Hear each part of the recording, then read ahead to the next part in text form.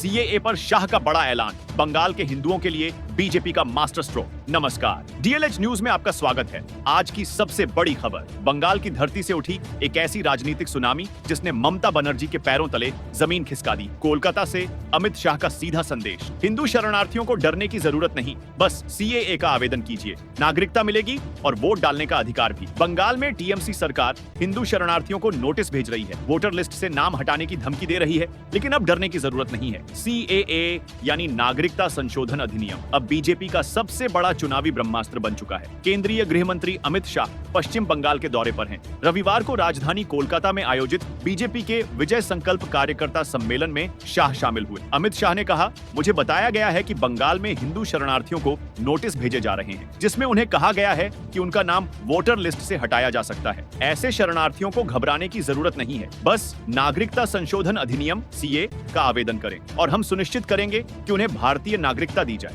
उन्होंने कहा कि प्रधानमंत्री नरेंद्र मोदी के नेतृत्व में सीएए लगाया गया ताकि हमारे शरणार्थियों को वोट देने का अधिकार मिले, साथ ही भारतीय नागरिक के रूप में उनके भविष्य को सुरक्षित करने के लिए लागू किया गया था। अमित शाह ने कहा, बंगाल ने भारत का नेतृत्व करा और वो ही बंगाल में कई सालों तक कम्युनिस्टों का शासन रहा और उसके बाद माँ माटी मानुष का नारा देकर ममता दीदी आई और उन्होंने ये महान भंग भूमि को आज घुसपैठ, भ्रष्टाचार, स्त्रियों पर अत्याचार, अपराध, बम धमाके और हिंदुओं के साथ दुराचार का केंद्र बनाकर रख दिया है। दुराचार का केंद्र बना। उन्होंने कहा कि यही बंगाल में चुनावी हिंसा सेशन के बाद जब टीआर सेशन सीसी बने, उसके बाद पूरे देश में चुनावी हिंसा बंद हो गई। मगर ये बंगाल है जिसमें चुनाव के वक्त और दीदी को विजय मिलने के बाद सैकड़ों भारतीय जनता पार्टी के कार्यकर्ताओं को मौत के घाट उतार दिया जाता है। दीदी कब तक बचाओगी उनको? मेरी बात सुन लो, आपका समय अब समाप्त हो गया है। 26 में अमित शाह बोले, 26 में भारतीय जनता पार्टी की सरकार बनने वाली है और मैं सारे हजारों की संख्या में बैठे हुए मेरे मंडल के पदाधिकारियों को ये वादा करना चाहता हूं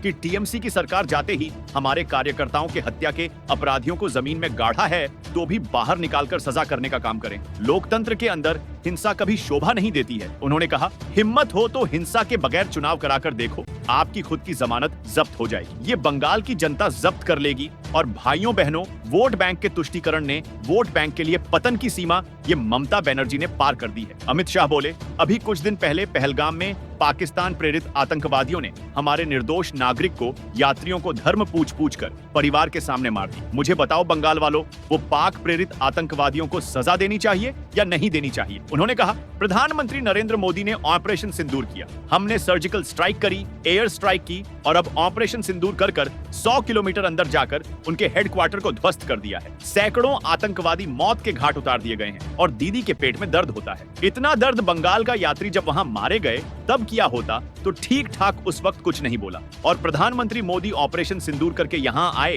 तो घटिया सा राजनीतिक बयान देकर ऑपरेशन सिंदूर का विरोध किया। मैं आज ममता दीदी को कहने आया हूँ, आपने ऑपरेशन सिंदूर का विरोध नहीं किया आपने। अमित शाह बोले, इस देश की करोड़ों माताओं बहनों की भावनाओं के साथ खिलवाड़ किया है और मैं बंगाल की मातृशक्ति को भी अपील करने आया हूँ। आने वाले चुनाव में ऑपरेशन सिंदूर पर सवाल उठाने वाली ममता को सिंदूर की कीमत बंगाल की माताएं बहनें जरा समझा दे। सिंदूर का अपमान करने का क्या मतलब होता है? उन्होंने कहा, 1990 से ये देश आतंकवाद झेलता है, 40,000 से ज्यादा लोग आतंकवाद की भेंट चढ़ गए। ये कांग्रेस की सरकारों, यूपीए की सरकारों, इंडिया लाइंस की सरकारों, जिसमें ममता बनर्जी भी मंत्री जी कुछ नहीं करती थी। नरेंद्र मोदी सरकार आने के बाद गोली का जवाब गोले से देने की शुरुआत। नरेंद्र मोदी और ममता, आप जितना पक्ष लेना है उतना आतंकवादियों का पक्ष ले लो, मैं बताकर जाता हूँ, ये नरेंद्र मोदी सरकार है, ये भारतीय जनता पार्टी की सरकार है। अमित शाह बोले, ऑपरेशन सिंदूर समाप्त नहीं हुआ है, अब कोई भी हिमाकत करेगा तो उसको उतनी ही मजबूती के साथ जवाब देने का काम नरेंद्र मोदी करेंगे। मैं आज ऑपरेशन सिंदूर में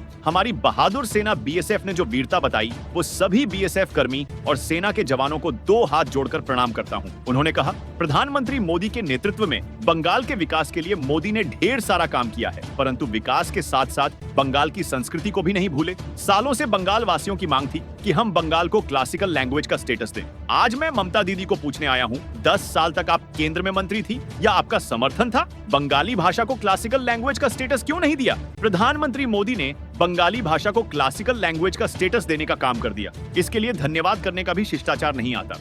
Subscribe now and press the bell icon. Never miss an update.